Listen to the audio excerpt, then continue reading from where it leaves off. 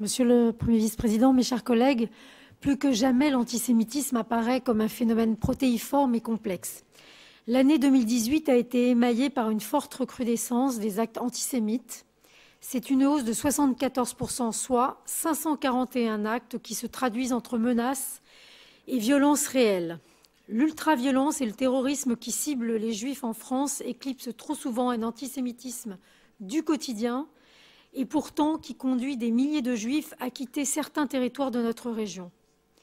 Ce qui doit collectivement nous alerter, tant il devient de plus en plus difficile de vivre les uns avec les autres. Encore dernièrement, des croix gammées sur les portraits de Simone Veil en plein Paris, ou le mot de Juden tagué sur les vitrines du magasin Bagelstein. Ces événements traduisent la permanence et le développement d'un antisémitisme du quotidien dans lequel d'anciens stéréotypes persistent. Ces schémas intellectuels qui perdurent associent trop souvent les Juifs au capitalisme et à l'argent. L'antisémitisme est donc une véritable jonction entre l'extrême droite et l'ultra-gauche, notamment à travers la négation du droit d'Israël à exister. L'émergence des réseaux Internet complotistes à travers des personnalités comme Soral ou Dieudonné se font d'ailleurs que le souligner. Les meurtres de Sarah Halimi en avril 2017 ou de Mireille Knoll en mars 2018 sont deux drames qui rappellent malheureusement l'affaire du gang des barbares de 2006, où une vingtaine de jeunes ont enlevé, séquestré et torturé le jeune Ilan Halimi. Le mois dernier, d'ailleurs, c'est encore 2 arbres plantés en sa mémoire qui ont été sciés à Sainte-Geneviève-des-Bois.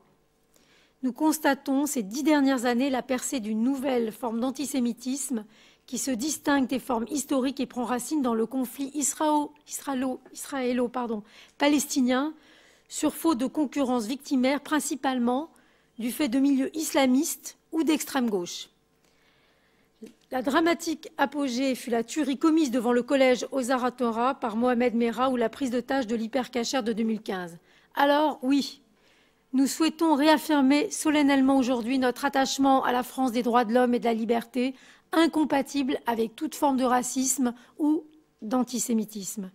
Nous réaffirmons solennellement que l'Île-de-France, sans les franciliens juifs, n'est plus l'Île-de-France.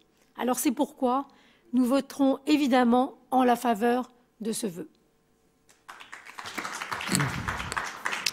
Merci, mes chers collègues.